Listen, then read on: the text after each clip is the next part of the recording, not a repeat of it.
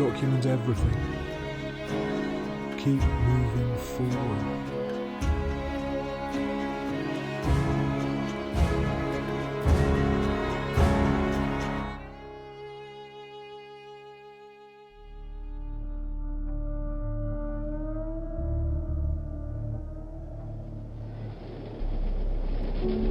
On train now, it came.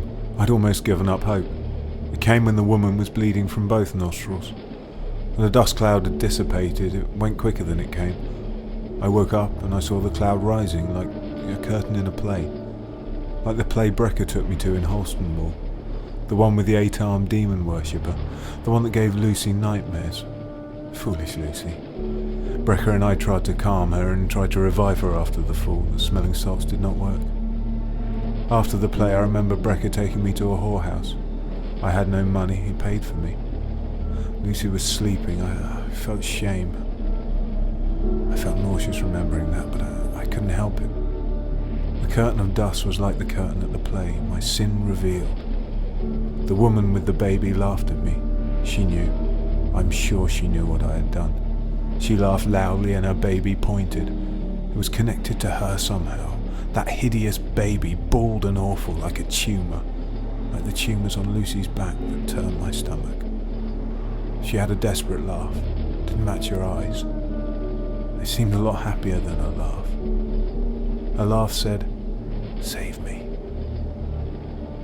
I left the waiting room first. I thought they would follow me. They stayed. The woman, the baby, the men and the boy with his soldiers. They stayed in the waiting room. I stood and rested against the upturned Model T, its engine still warm. I didn't know how it was possible. Nothing seems possible in this dust bowl, and yet everything is, so I note everything, just in case. These are all omens and clues. And I find Brecker. He will tell me exactly how I died and exactly the meaning of the dream. When I'm settled in this train, I will relay the details of that dream. I will note it down and everything I can remember about it. This will help Brecker.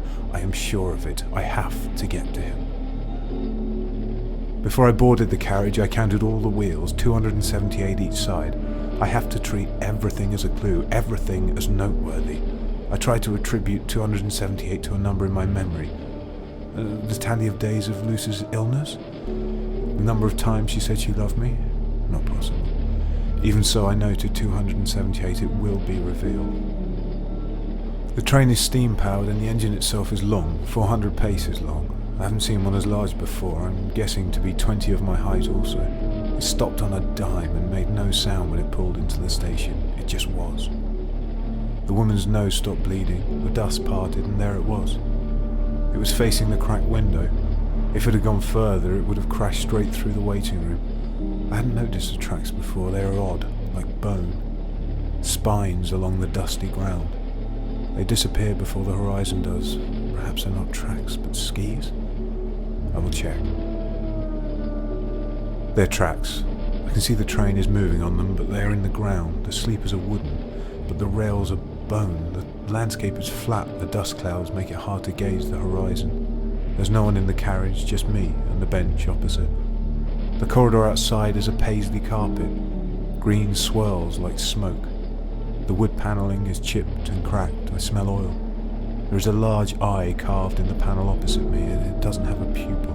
It looks cataract, like the bleeding woman who seemed to know my secret. I didn't discover any more about her. I will reread my notes. Maybe I've missed something about her. Under the eye there is an arrow. Nothing below it. There is a symbol on the floor. In between my feet, it's a Ferris wheel with two faces in the middle. They're gleeful faces, squinty eyes, happy Ferris wheels. I'm tired. I will count to 1,000. The woman is here.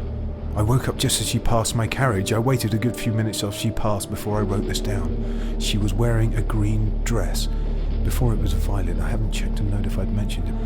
I didn't. I must mention these details when I see them. It could have been a clue, and because she's now in green, I would only have known it was a clue if I'd written it down.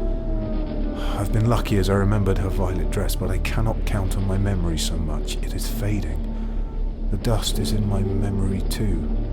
I think back to events before Lucy and Brecker and before the dance when he was bitten by the snake, and already I can distinctly remember the copper-red sand on the carpet, and even though I know it wasn't there, I remember it to be.